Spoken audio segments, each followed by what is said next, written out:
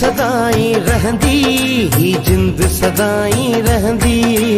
सिंध सदाई रहंदी, ऊंदा ही आखिर लहंदी, मायूसी नेठ त रहंदी, सिंध सदाई रहंदी, महरान सदा खुशहाल ॾिसां, महरान सदा खुशहाल ॾिसां, ही सिंध सदा आबाद ॾिसां। धरतीअ जी ॿुधो सदा ओ मुंहिंजा मारवाड़ा, धरतीअ जी ॿुधो सदा ओ जंग जा जांगीअड़ा, धरतीअ जी ॿुधो सदा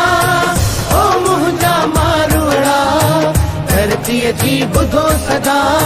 ओ जंग जा जांगीअड़ा। खिपरो लग मला पाड़े में गुलशेर मला ऐं मला बिरादरी पारां अवामी न्यूज़ टीवी पारां सिंध में हथ जे हुनरनि खे उजागर करण जे उनवान तहत नारा केनाल जी कंदी ते सकाफती जे रंगनि सां भरियल मच कचहरी थी गुज़री, जंहिंमें शहर खिपरो जे मोज़ज़न फंक्शन लीग काउंसिल ममताज मला, सिंध तरक़ी पसंद पार्टी खिपरो जे अॻवान अवेस रूंजो, अब्दुल्ला रूंजो, मोहम्मद बचल मला, अज़ीम मला, वज़ीर मला, शहबाज मला, खान साहब मला ऐं ॿियनि शिरकत कई। जॾहिं त मच कचहरी जे मौके ते अवामी न्यूज़ सां ॻाल्हाईंदे मुमताज मला चयो त सिंधी मीडिया तालीम समेत सिंधी सकाफ़त लाइ वॾी जदोजहद कई आहे। हिन चयो सिंध जी सकाफ़त दुनिया जी सुहिणी सकाफ़त आहे, सिंध जी अजरक टोपी ऐं पटके खे दुनिया में वॾी क़दर सां ॾिठो वञे थो, अहिड़ा ॾिहाड़ा मनाइण सां सिंध जी सकाफ़त उजागर थिए थी। मच कचहरी जे मौके ते सिंध जे सूफ़ी फनकार इबरत अली खोखर, नज़ीर खिपराई, समद फ़कीर, प्रेम सागर सकाफ़ती गीत ॻाए महफ़िल खे चार चंड लॻाए छॾिया। हिन मौके ते मक़ामी नौजवाननि गीतनि ते झुमरियूं हणी माहौल महकाए छॾियो।